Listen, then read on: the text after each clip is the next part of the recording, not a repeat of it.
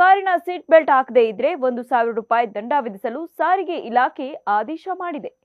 Valid driving licence ಇಲ್ಲದೆ ವಾಹನ ಚಲಾಯಿಸಿದ್ರೆ 5,000 ರೂಪಾಯಿ ದಂಡ ಬೀಳಲಿದೆ. ವಾಹನದ ಇನ್ಶೂರೆನ್ಸ್ ಇಲ್ಲದೆ ವಾಹನ ಚಲಾಯಿಸಿದ್ರೆ 2,000 ರೂಪಾಯಿ ದಂಡ ಕಟ್ಟಬೇಕು.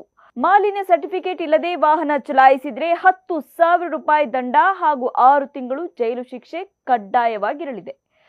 ಬೈಕ್ನಲ್ಲಿ ಟ್ರಿಪಲ್ ರೈಡಿಂಗ್ ಮಾಡಿದ್ರೆ 1,000 ರೂಪಾಯಿ ದಂಡ ಬೀಳಲಿದೆ. ನಿರ್ಲಕ್ಷ್ಯದ ಚಾಲನೆ ಮಾಡಿದ್ರೆ 5,000 ರೂಪಾಯಿ ದಂಡ ಕಟ್ಟಬೇಕು. ಆಂಬ್ಯುಲೆನ್ಸ್ಗೆ ರಸ್ತೆ ಬಿಡದೆ ವಾಹನ ಚಲಾಯಿಸಿದ್ರೆ 10,000 ರೂಪಾಯಿ ದಂಡ ಕಟ್ಟಬೇಕು.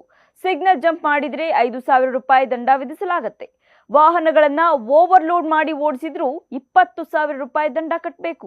ಅಪ್ರಾಪ್ತರು ವಾಹನ ಚಲಾಯಿಸಿದ್ರೆ 25,000 ರೂಪಾಯಿ ದಂಡ ಹಾಗೂ 3 ವರ್ಷ ಜೈಲು ಶಿಕ್ಷೆ. ವಾಹನದ ನೋಂದಣಿ ಕೂಡ ರದ್ದು ಮಾಡಲಾಗುತ್ತೆ.